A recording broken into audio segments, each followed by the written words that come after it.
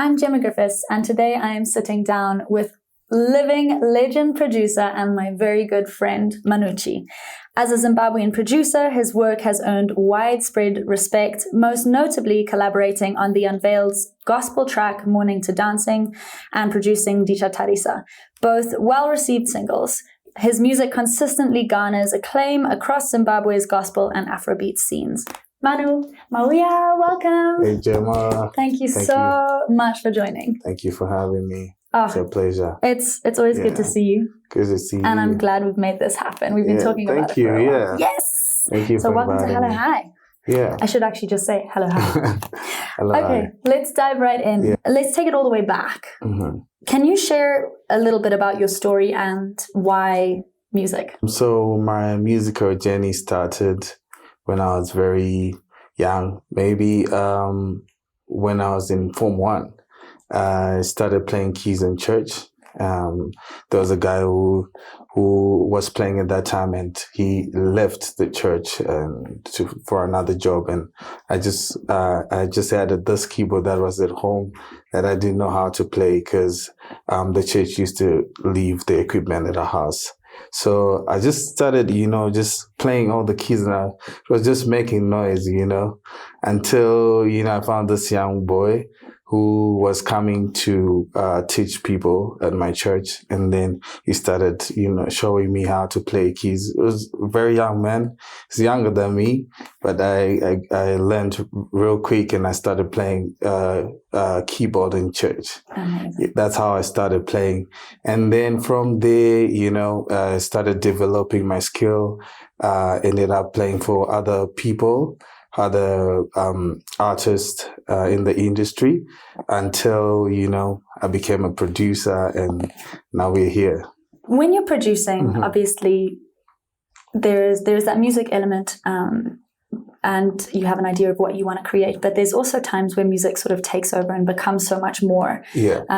And do you remember the first track you produced where it felt like more than music, where it was spiritually charged or divinely inspired? I'd like to think that Morning to Dancing was that song for me, because that song, I dreamt of it.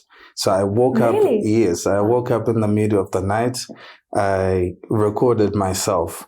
But when I got on the keys to start, figuring it out, how I had it in the dream, it took me a long time to figure it out, because I couldn't get it the way that I had it. So I was laying sounds, deleting, closing the project, coming back and sitting, closing the laptop until I got the perfect sounds that, I thought I had in the dream. And it felt like I needed people to really feel the song, to hear what God had given me. Wow, a real labor of love. Yes. To hear it in a dream as well. Yeah. And that feeling in a studio when you hit the nail on the head. Yeah. Finally, when it sounded like the dream, what was that like? Yeah.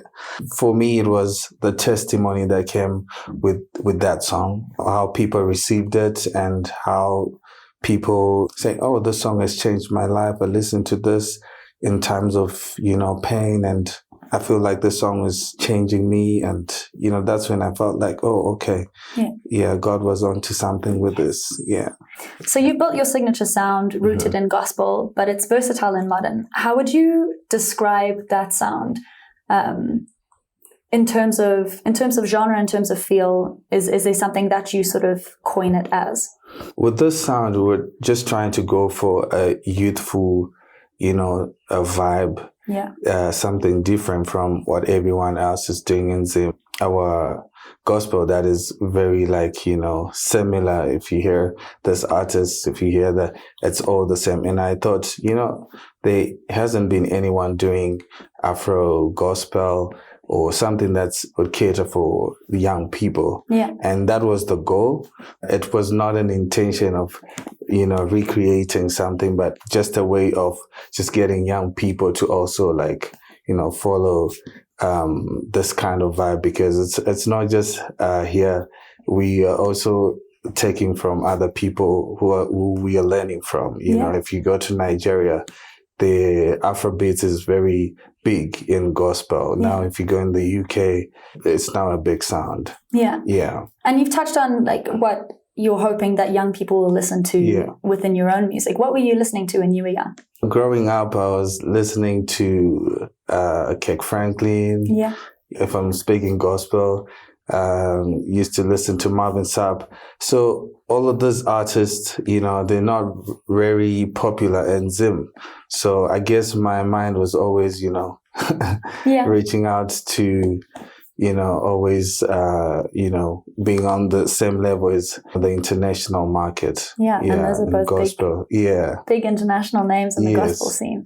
Which artists do you think have shaped your approach to production? When I was starting out production, I listened to people like Tamuga. Yeah. Like Tamuga is a genius.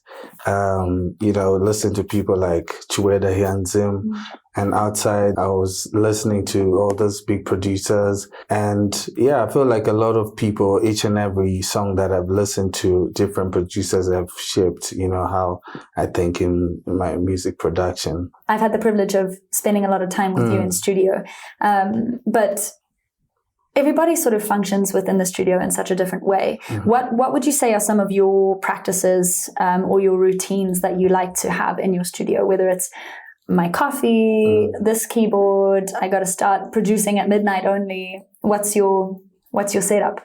I like my own space. Yeah. Yeah, like if I'm creating something, I just need to be by myself. You know, the pressure that you feel when an artist is in the room 100%. Where you're like, you're just trying to get it done. So when an artist has laid their idea and then they leave, I start to listen again, just starting to subtract things. Because when you're laying stuff, when someone is there, you're just trying to get the work done. Yeah. But I have noticed that I like my space. I like to be by myself, just figuring things out by myself. So it's funny, but I really can't really do much when someone is in the room. I'm so glad you said that, because I'm the exact same. I'm like, cool, give me this thing, let me go home and write by myself, and then I'll come back. I really struggle, especially like if people are playing the music over and over, and I'm like, you're trying to rush for somebody, you know, and art is a difficult thing to rush. I know. Your space is really important. Yeah. And I think there's something as well about it being so intimate that you have that almost privacy to be vulnerable and to try things, and if it doesn't work, nobody heard it. Yeah. Okay. So there are times when, let's say, finished with a song. Yeah. I listen back in my own time and I start, you know, vibing to it, or you know, if it's an emotional song, you can even find yourself crying because now you are really in your element and you're happy with, you know, what you've put out. And you've worked with so many incredible artists. Is there a session in particular that you remember that really stood out? My session with you was dope. You know, like when we met in Dichatari, it was one of those like, okay, unbelievable, because it was very quick and we were like, oh, wow. That was such a fast song to make. It took us like as long as the song exists. And when you felt that, oh, this song is going to do something, I was just like, you know, I had so many mixed feelings about that song. I was like, is it going to be, oh, you know? Yeah. Yeah, I think that was one of the feelings that I had when we made that song. 100%. Yeah. I actually remember the acoustic version of Ndicha Tarisa, making that and sitting in your studio and doing all of the vocals and like sort of arranging the acoustic version. Like I remember weeping. I know, you're sitting on the floor crying. And an incredible, that moment I could go back to a million times. Not that I'm big into weeping on floors. Can you reveal a list of some of your dream artists you'd love to work with? I'll start with Africa. I'll say Thames, Arista. I'd like to work with Chris Brown. Yeah, I'd like to work with Chris Brown in gospel. Yeah. You know, if I would have the privilege to work with, you know, Marvin Sapp. Amazing. Yeah, Kirk Franklin. Yes. That would be amazing.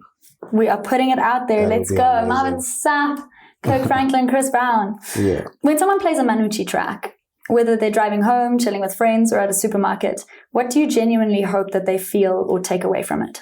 you really want someone to feel all the emotion that you put in a song, all those amazing lyrics that we put out, for it to mean exactly what you sing. So, and I think with some of the songs, people have responded, feeling that way, maybe much more deeper than how I would have thought when I was writing the song, and which is incredible. Yeah. Yeah.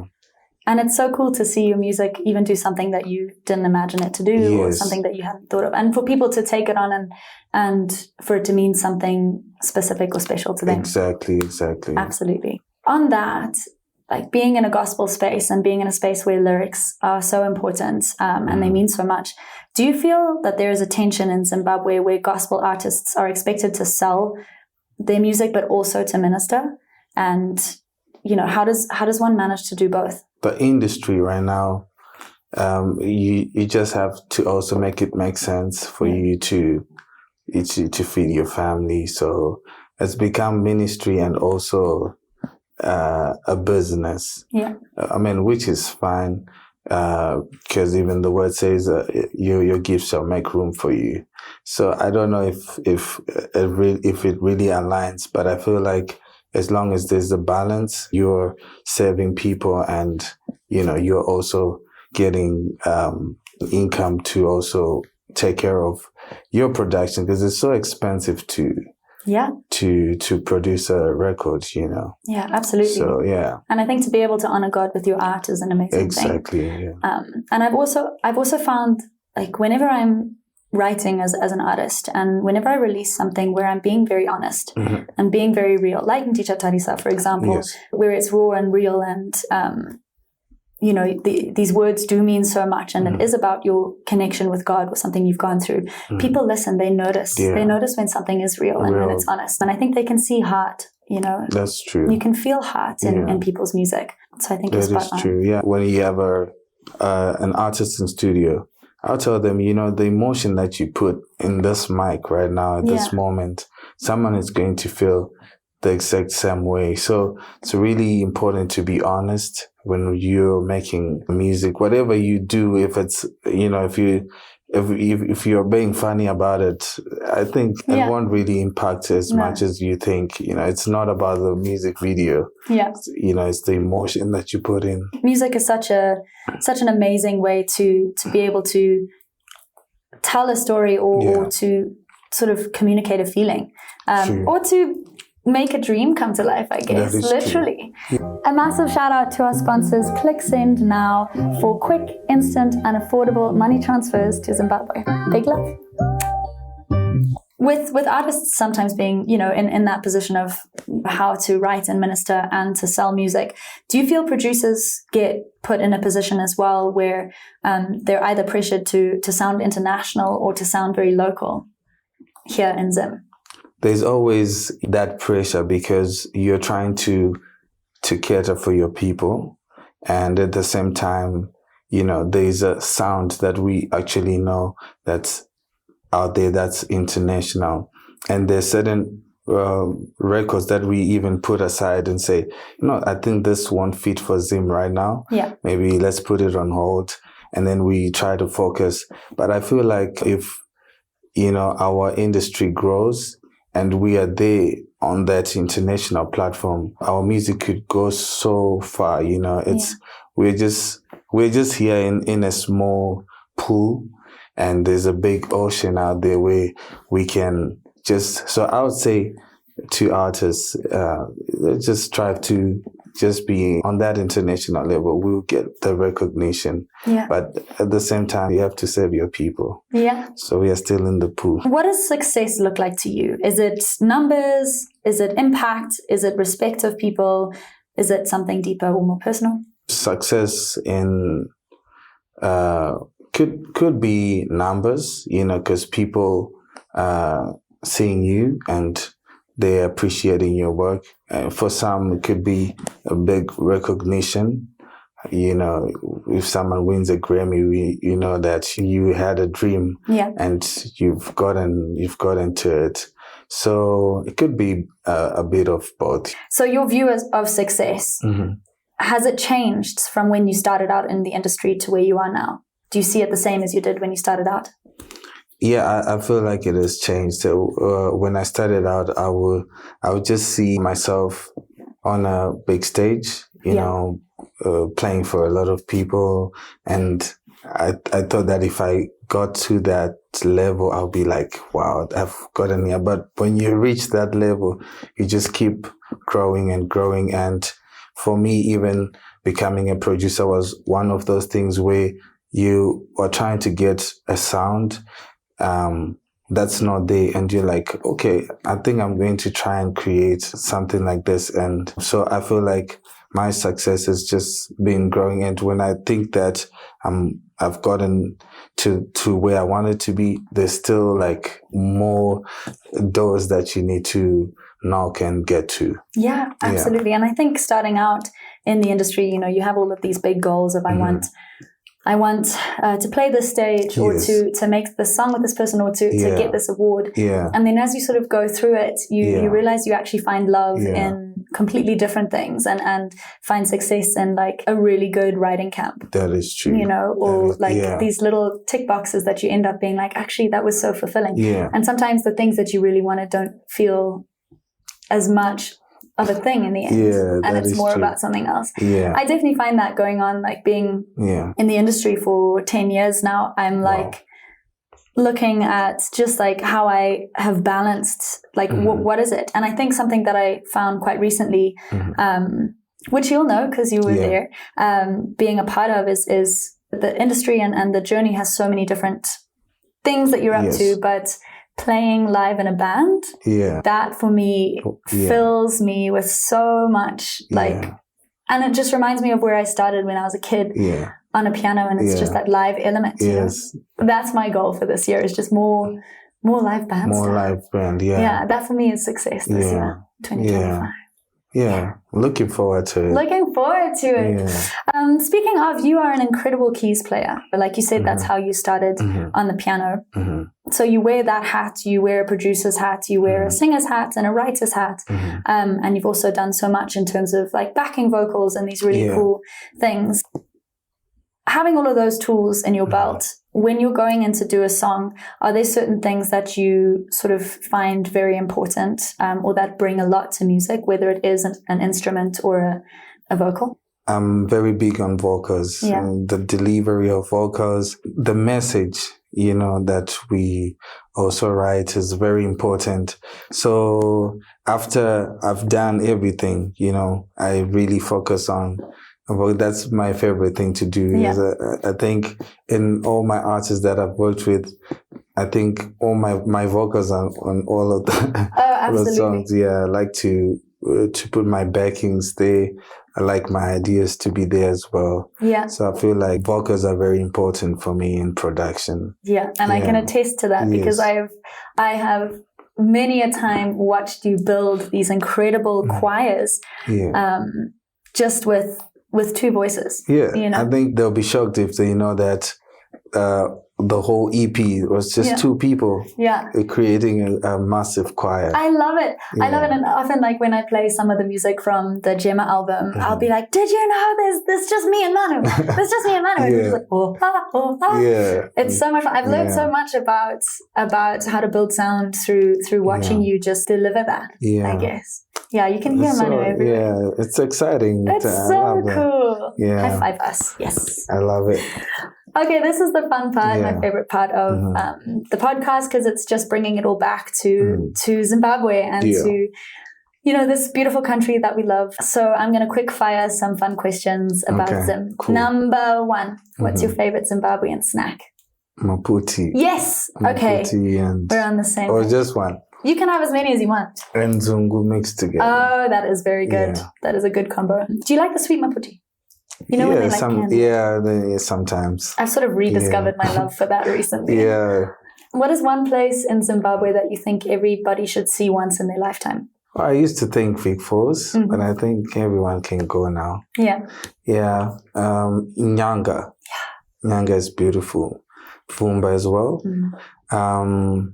Yes, there's just so many. Yeah, but I feel like if you go up younger, you really have a nice experience. Can you share a cause or an issue in Zimbabwe or Africa that you're passionate about highlighting? I feel like men's mental health is one topic, especially in Zim, that I feel like we need a lot of, podcasts to talk about men, because you can see at the rate of how, things are in Zim, and people are just dying and they don't have anywhere they can get help from. Therapy is not really big in Zim for men to just go and share. So you find that even as men just sitting, we rarely share. We can talk about everything else, but for one to share their problem with you, it really takes so much courage. And I feel like we need spaces like that, where men can just share. It really would help so much. 100%. And I think like you being in the position you are as a creative and as a producer, where people come into your space, artists and creatives come into your space and they share of themselves. There's already such a vulnerability in that, that I feel like to be an advocate for it and to be aware of things like that when artists come into your space. I'm sure you've come into so many incidences where you end up talking about that is true real stuff. Yeah, I feel like a lot of my sessions, it's funny, but they are like therapy sessions. Someone will come and tell you that, no one really believed in me, so this song really means this to me, and you have to listen and you have to have the answers and say, oh, you can do it, and you have to push this person. And at the end of the day, sometimes you receive messages, oh, like, thank you for that talk, that was really important for me. So I feel like people really need to share, but they really just don't know where to go. And in that, when it isn't easy and when the industry is tough, do you have like a method or something that you tell yourself or do for yourself to pick yourself back up when things aren't going well? As a Christian artist, I just encourage praying, That's one of the biggest things that my parents taught me, like, just pray over everything and eventually just it'll flow. Yeah. That's a good advice. Yeah. So one day, when you're done, when you feel like you've achieved everything you need to achieve, what is the legacy that you hope you leave behind to the future African creatives? To make sure that when we say, okay, we are taking a break from music, would have created a sound that will come from Zim. You see, there's all the sounds that are there, but there's no sound in Zim that we can also put on the same platform as how hip hop is in America or Afrobeats isn't, because Afrobeats is not us, it's Nigeria. So I feel like if we come up with a sound from Zim that would just dominate, I feel like we would have achieved something, and I would want to be part of that movement. I feel like that's a big legacy. Just like Tuku created his own sound. I feel like if we have our own sound, and it's easy. You see, like with Amapiano, it just came maybe 10 years from it. We didn't have Amapiano, but there's a new genre called Amapiano. I feel like we need this as Zimbabweans, Yes, dude. And I feel like you're already on the way to doing that.